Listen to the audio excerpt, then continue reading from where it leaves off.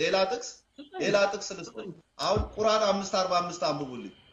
ኦኬ በዚህኛው እንትን እንበልና ቁርአን 5:45 እሺ 5:45 ምን የተወሰደ ነው ይሄም አንብቡልኝ እሺ በእነርሱም ላይ በውስጧ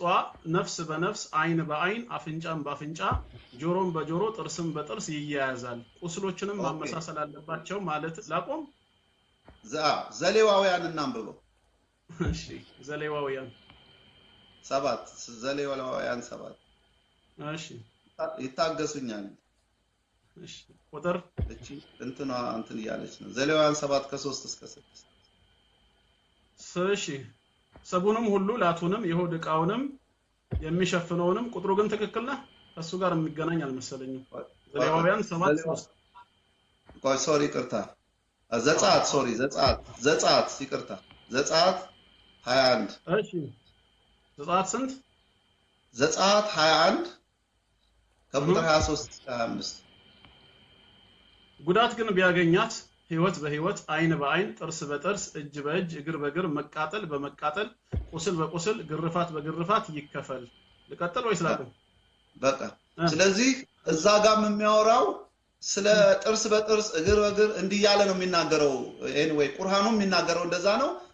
አሁን ያነበቡልኝ ዘጸአትም ዘሴም ነገር ነው የሚያወሩት አሁን መቼም ይሄንን በምንም መልኩ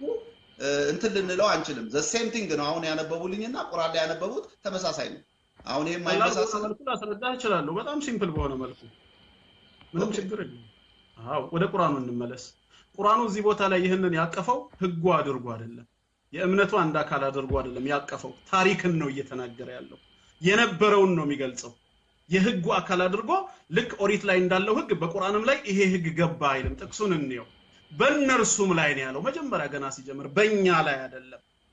የተውራት ተከታይ በሆኑት አላህ ተውራትን በሰጣቸው እስራኤላ ኖት ዩ እናንተን አይደለም እናንተማ የወንጌል ተከታይ ናችሁ ኦሪትን የሚከተሉ እኛ ሁለቱንም እናምናለን ብሉይ ኪዳንና አዲስ ኪዳን እኛ እናምናለን አሁን እኛ ግን አትከተለም ኦሪትን አሁን ርዕስ አታስቀይር እንጂ አዲስ ብሉይ ኪዳንን ህጉን አትከተለውም አንተ እሱን በዕብራውያን መልእክት ብቻ ማቆም እንችላለን እኔ በግሌ እከተላለሁ ትከተለዋለህ ህጉን ትተገብረዋለህ አዎ በደንብ ኦሪት ላይ ያለውን ህግ ጌታ ብሏል የህግ አልሽርም ልሽር መጣው አላለማ ህጉን አንሽር ትተገብረዋለህ ህጉ ላይ ያለው ስለ ዝሙትም ስለ ነፍስ ግድያ ስለ ሁሉንም አላልኩም አቅሜ በፈቀደ መጠን አሁን ኖ ወደ ጥቅስ ልመለስ በቃ ማንም ሰው ያረጋው የሚችለውን ያረጋል ሰው ስለሆነ ፐርፌክት ሰው የለም ግን በሚችለው መጠን ስለነጽህና አይደለም ህጉን ራሱ አታምንበት ህግ አሉ በዚህ ዘመን ተሽሯል ምትላቸው ነው አንተ አቅም ኖሮ ተተገብረዋለህ ወይስ አተገብረውም ሳይሆን በአዲስ ኪዳን ዘመን ተሽሯል አልልም ተፈጽሟል ብያምናለሁ አንዳንዱ ነገር ተፈጽሟል በብሉይ ኪዳን በትንቢት መልክ የተጻፉ በአዲስ ኪዳን የተፈጸሙ አሉ በትንቢት መልክ እግዚአብሔር ይሆናል ብሎ ያላቸው የተፈጸመ አንተ ቃሉን ከማመን የተፈጸመውን ማመን አለብህ ይሄ በኋላ ሰፊ ነገር ስለሆነ ሌላ ጊዜ ብናወራው ይሻላልና በብሉይ ኪዳን የተፈጸመ ይሄ ይቅርብን ወደ ሌላ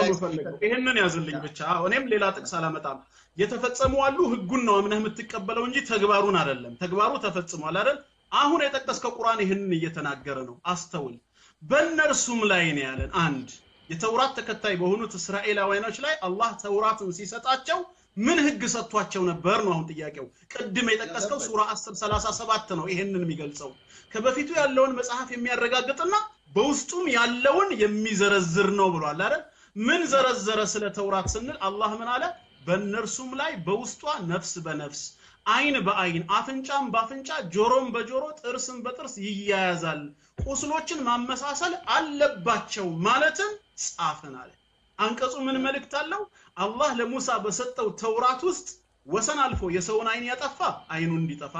ጥርስ ያወለቀ ጥርሱ እንዲወልቅ እንደዚሁ ደግሞ አፍንጫን የጎዳ አፍንጫው እንዲጎዳ የገደለ እንዲገደል በጥቅሉ ወሰን ባለፈው ወንጀል ልክ እሱም ላይ ወሰን መታለፍ እንዳለበት ጽፈን ነበር ነው ያለው አላህ ማለት ነው እንዳልከው ደግሞ አንተ ወሰድከንና ይሄው የተጻፈው ብለ ዘጸአት ላይ ያሳየህን አይደል ስለዚህ አንድ ለቅዱስ ቁርአን ምስክር ሆንክ ማለት ነው ቅዱስ ቁርአን የተናገረው ነገር መምህርዬ ያልኩትን ከሰሙኝ እያልኩ ያለው ምንድነው ቁርአን የባይብልን መጽሐፍ ወስዷል ስል ይሄው ወስዶ ራሱ እስከቷል ያው አስቀምጦልናል ቢወስደውማ ልልህ ነው አልቀጥላ ቢወስደውማ ባይብሉ ላይ ግን ስለማን እንደተጻፈ ገና ላነብልህ ነው አየህ ነገር ግን ህጉን ቁርአን መመስከሩ አንተ ደግሞ ኦሪት ላይ መኖሩን ማረጋገጥህ ቁርአን ከአላህ ዘንድ የመጣ መሆኑ ማስረጃ ነው አንድ ኖ ከአላህ ዘንድ የመጣ ሳይሆን ከመጽሐፍ ቅዱሱ ተወስዶ ነው ተኮርጆ ነው ደግሞ እንዳንል መጽሐፍ ቅዱሱ ስለማን ነበር የሚያወራው ነው ጥቅሱ እንሂድ ምን ይላል ኦሪት ዘጸአት አሁን ያነበብከው ላይ ምዕራፍ 21 ላይ እንሂድ ከቁጥር 14 ሰው ግን ቢደፍር ባልንጀራውን በተንኮል ቢገድለው እንዲሞት ከመሰወያ አውጥተህ ውሰደው አባቱን ወይ እናቱን የሚመታ ፈጽሞ ይገደል ሰውን ሰርቆ ቢሸጥ ወይ በእጁ ቢገኝ እርሱም ፈጽሞ ይገደል አባቱን ወይ እናቱን የሚሰድብ ፈጽሞ ይገደል ሁለት ሰዎችም ቢጣሉ አንዱም ሌላውን በድንጋይ ወይ በጡጫ ቢመታ ያም ባይሞት ነገር ግን ታሞ ባልጋው ላይ ቢተኛ